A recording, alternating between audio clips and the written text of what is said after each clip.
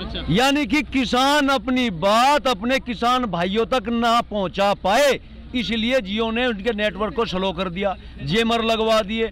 अब किसानों ने विकल्प ढूंढ लिया। क्या विकल्प ढूंढ लिया? हमने इस जियो की टाल कर दी और ये जो एयरटेल और वोडाफोन इन्हें ले गए यहाँ आगे, भैया हमारे नंबर पोर्ट कर दो, जिससे कि हमारा जो मैसेज है वो हमारे जो भाई है गाँव में, जिन्हें अभी तक कानून के बारे में नहीं पता, रीति और नीति के बारे में सरकार की नहीं पता, अभी जो नए जो कानून लागू हो गए हैं, जो काले कानून है, जो किसान के विरोध के जो कानून है, जो किसान के नुकसान के जो कानून है, उनके बारे में हम अपने भाइयों को बताएं। कैसे बताएं? अच्छा, सर ये जो आप यहाँ पोर्ट करा रहे हैं अपने मोबाइल नंबर दूसरी कंपनी में ले जा रहे हैं, इससे किसान कानून से क्या मतलब है इसका?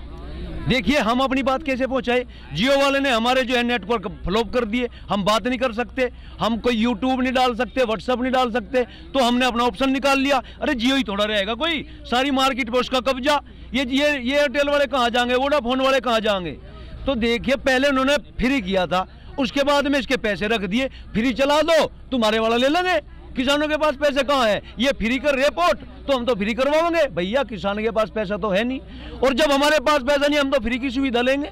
क्या करें? जो हमें फ्री की सुविधा देगा उसका लेंगे। आपने फ्री की सुविधा दी, हमारा दिमाग खराब करा और हमें आदत डाल ली, अब हमें आदत भी पड़ी हुई है फ्री की, तो भाई फ्री की सुविधा भी ये दे रहे हैं तो इसका भी हम लाभ उठाएंगे। देखिए लॉकडाउन में ट्रैक बिछा है और ये एक फुल प्रूफ प्लानिंग है, यानी कि हर चीजों पे कब्जा, हर चीज पे कब्जा करना चाहते हैं। सिर्फ दो व्यक्ति ही सारे सिस्टम को चलाने की कोशिश कर रहे हैं, जिसका सीधा सीधा खामियाजा आम आदमी को, किसानों को, मजदूरों को, नौकरी करने वाले को, सभी तबकों को होने वाला है। इतिहास गवाह रहा है, पहले अंग्रेज थे, सारी सुविधा अपने पास रखते थे, सारा सिस्टम कब्जाया हुआ था, जनता तरसती, उसके बाद क्रांति आई, देश आजाद हुआ। ये भी ऐसा ही कुछ करने वाले हैं, दो हाथ में चला जाएगा, देश गुलामी की ओर होगा। जैसा चाहेंगे ऐसा अन्न बेचेंगे, जैसा चाहेंगे ऐसा दूध बेचेंगे, फल सब्जी सब पर उनका कब्जा होगा। वो ज्यादा दिन दूर नहीं है जब हर आदमी उनके अधीन होगा। इसलिए ज्यादा से ज्यादा लोगों को मैं ये कहना चाहता हूँ, इसे शेयर करें, जागिए। 3 नए जो नियम इन्होंने निकाले हैं इनका विरोध कीजिए, ये निजीकरण का विरोध कीजिए। अगर आपके पास कोई आता है उससे बेरोजगारी की बात पूछिए, निजीकरण की बात पूछिए, क्यों निजीकरण हो रहा है, उससे 3 नियमों की बात पूछिए। जब किसान के हक में बिल नहीं है तो उनसे पूछिए, नहीं बिल नहीं हक में ही नहीं है तो बिल क्यों थोपे जा रहे हैं, निजीकरण की आवश्यकता क्या है? लेकिन कुछ किसान हैं जो सरकार के पास चले गए हैं, वो अपना समर्थन दे रहे हैं। वे किसान नहीं है, 4 किसान उन्हीं की टीम के हैं, उनके पिट्ठू हैं। उन जो किसान उनके पास गए हैं, अगर ओरिजिनल किसान है, छोटे किसान तो यहाँ बैठे हैं, जो ओरिजिनल किसान है वो तो यहाँ धरने में है, दुखी है, परेशान है, 20 दिन से यहाँ बैठा है। वे आए और आते ही समर्थन दे दिया। ये समझिए आपको। अब देखिए मेरे देश की जनता, मेरे देश का अन्नदाता, मेरे देश के नौजवान साथियों, मेरे देश की शक्ति, आप सोचिए 10 आदमी यहाँ के सरकार को कहते हैं, कृषि मंत्री जी के पास जाते हैं कि बिल बहुत अच्छा है, और ये जो पंजाब, हरियाणा, उत्तर प्रदेश, पूरे भारत के लोग उसका विरोध कर रहे हैं। इसको आपको समझना पड़ेगा, ये खेल क्या है।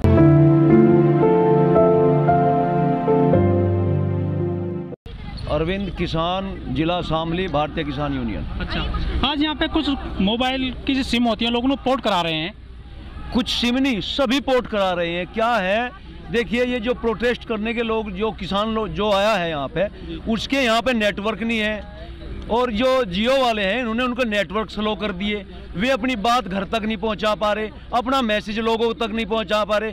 समझिए ये भी एक खेल है। हमारे देश की जो सबसे सस्ती जो संचार व्यवस्था थी, दूर संचार व्यवस्था, वो BSNL थी। इन्होंने BSNL के हाथ पैर सब काट दिए, उसको अपंग बना दिया। सबसे सस्ती थी, भारत देश की कुमाऊं व्यवस्था थी, उसको मजबूत बनाने की बजाय उसको लाचार कर दिया। किसने? जियो ने, अंबानी समूह ने उसको बिल्कुल ऐसा कर दिया, बिल्कुल नीचे पहुंचा दी। अब ये आप यानी कि सिस्टम अपने आप को मजबूत करने के लिए जनता का पैसा सरकार के पास ना जाए, जनता का पैसा अंबानी के पास जाए, अपना सिस्टम को मजबूत कर लिया। क्या हुआ, व्यवस्था खराब कर दी लेकिन जो मोदी सरकार है वो तो बाकायदा सरकारी जो उपक्रम है उनको बेच रही है, उनको ठेके पे दे रही है। देखिए ये बड़े दुर्भाग्य की बात है कि जो हमारी सरकारी व्यवस्थाएं हैं, जो भारत देश की जो कंपनियां हैं, BSNL से अच्छा उदाहरण दूरसंचार में कुछ नहीं हो सकता, उसको ठप कर दिया। कितने लोग आज जो है जॉब से बाहर निकल गए, कितने घरों में रोजगार जो थे वो BSNL के ठप होने से कम हो गए। उसमें और भी रोजगार की संभावनाएं जो थी वो बंद होगी, आने वाले भविष्य में और रोजगार मिलते तो वो बंद हो गए। अच्छी जॉब मिलती, IT डिपार्टमेंट की जॉब मिलती, केबल फैलाने में ठेकेदारी की जॉब मिलती, मजदूरों को काम मिलता। लेकिन अंबानी समूह ने क्या कर दिया, टावर लगा दिए, जॉब खत्म हो गई। डबल नुकसान, पैसा ज़्यादा लेने लगे और बेरोजगारी बढ़ा दी। कुछ तो बेरोजगारी कम होती, लेकिन ये जो BSNL को जो बंद करने का जो सिस्टम है, ये वाकई में एक दुर्भाग्य की बात है कि ये अंबानी के हाथ में चला गया और उसने पैसे के प्रभाव में इसको बिल्कुल अपंग बना दिया, और हमारी सरकार की वजह से ये हुआ है। लेकिन जो मोदी सरकार है उन्होंने केवल BSNL ही नहीं, भारत पेट्रोलियम भी है, एयर इंडिया भी है, इसके अलावा जो जेट एयर वो तो खैर प्राइवेट कंपनी थी, लेकिन रेलवे को भी तो उन्होंने निजीकरण में ला दिया है। देखिए रेलवे का निजीकरण ये उससे भी बड़ा दुर्भाग्य की बात है। क्यों, आप एक बात बताइए, एक ध्यान से सुनना ये बात। लोनी सहारनपुर जो ट्रैक है, रेलवे ट्रैक, CNG वाला रेलवे जो ट्रैक है, उस पे सुबह 6 बजे एक ट्रेन आती है शामली से, और उसमें सुबह सुबह दूध लेकर कुछ जो दूध उत्पादन करने वाले, डेयरी करने वाले पशु रखते हैं, वो डेयरी चलाने वाले, यानी कि वो दूध लेकर दिल्ली में सप्लाई करते हैं। और ये जो हमारी जो रेल व्यवस्था है उनके लिए सबसे अच्छा साधन है, सस्ती है। सस्ती होने की वजह से जो दिल्ली दूध पहुंचाया जाता है, वो हमारे जो भाई हैं दिल्ली में रहते हैं, जॉब करता है, मजदूरी करता है, सभी को दूध की आवश्यकता है, तो उनके पास जो दूध पहुंचता है वो लो कॉस्ट में जाता है, 50 रुपये लीटर, 55 रुपये लीटर। यदि व्यवस्था, अभी बात आती है निजीकरण की, यदि ये जो रेलवे है जब ये प्राइवेट हाथों में चला जाएगा, वे कहते हैं हम सुविधाएं देंगे। अरे 15 किलोमीटर 20 किलोमीटर में सुविधाओं का करेगा क्या एक दूधिया? एक आम आदमी जो 15 किलोमीटर सफर करेगा उसे सुविधाओं की आवश्यकता क्या है? पहले जहां 10 रुपए का किराया था वो उसको 50 रुपए का देना पड़ेगा। सुविधाओं का उसका क्या लाभ हुआ? 20 मिनट में वो जा लगा, 20 मिनट में कहीं की सुविधा चाहिए उसे।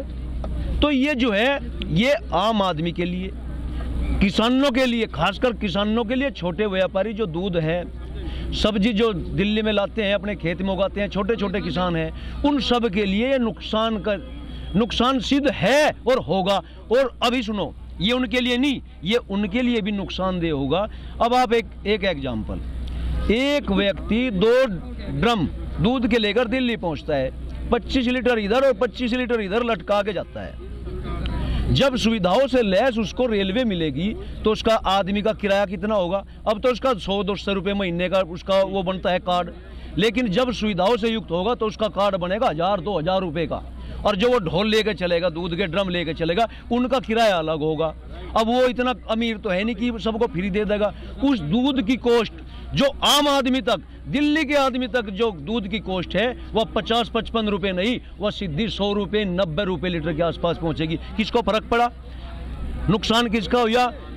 मजदूर का नुकसान, पशुपालन का नुकसान, दूध पहुंचाने वाले का नुकसान, और आम जनता की जो रसोई में दूध पहुंचेगा दिल्ली की, उसको सबसे बड़ा नुकसान।